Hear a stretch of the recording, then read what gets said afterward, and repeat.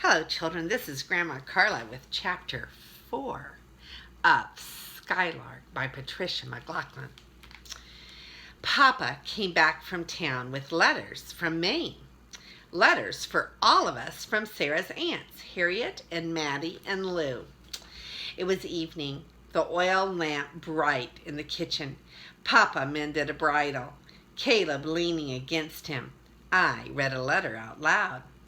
There was a storm, Aunt Maddie says, and the porch shingles went to sea.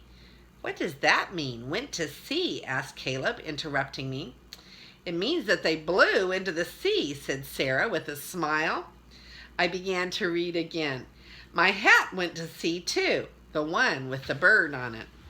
Caleb climbed up into Papa's lap. A real bird? Exclaimed Caleb. Stuffed, Caleb, said Sarah. Aunt Maddie will miss that hat. 2 inches of rain by the glass measure. I stopped reading, staring at the word rain. I looked up at Sarah, and she was watching Papa, her face touched by the light from the lamp. A glass? Asked Caleb. I tried to make Caleb stop talking. I didn't want Papa to think about rain. What about your letters, Sarah? Said Papa. Sarah shrugged. Just the weather, she said, painting William's boat. Papa looked up at her. Read it, Sarah, he said softly. Sarah took the letter out of her pocket. Slowly she opened it. The grass is green, she read, growing so tall that we've cut it dozens of times already. The trees are lush. Autumn will be beautiful. Come visit, all of you, soon. Love, Maddie. There was a silence in the room, and then Papa kissed Caleb and got up. He stood at the door looking out at the red of the setting sun. It will be a beautiful sunset tonight, he said, his voice low. I can tell. Papa opened the door and went outside. A glass to measure the rain? Asked Caleb again, still thinking of Maddie's letter. Hush, Caleb, I said. Sarah didn't answer Caleb. She put her letter on the table, walked to the door, and went outside.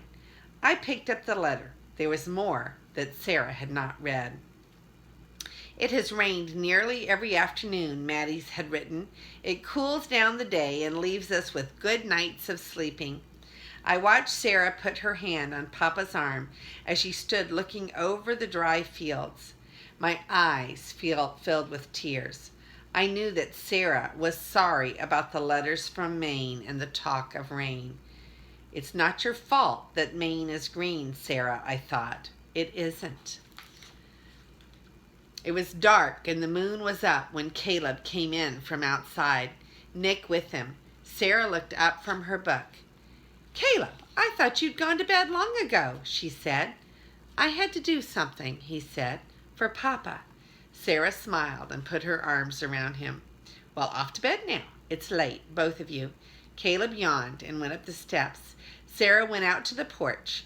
Papa came across the yard from the barn, and he stopped suddenly and then looked at Sarah.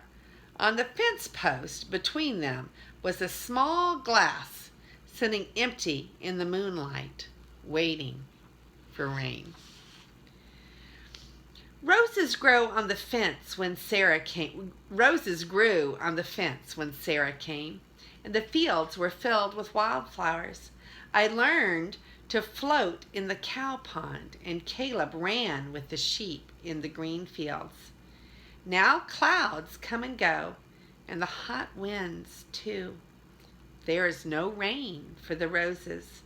Dirt from the fields blows over everything, and the leaves have crumbled like dust.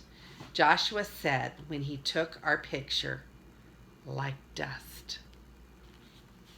This is Grandma Carla, and that's the end of Chapter 4. And I love you.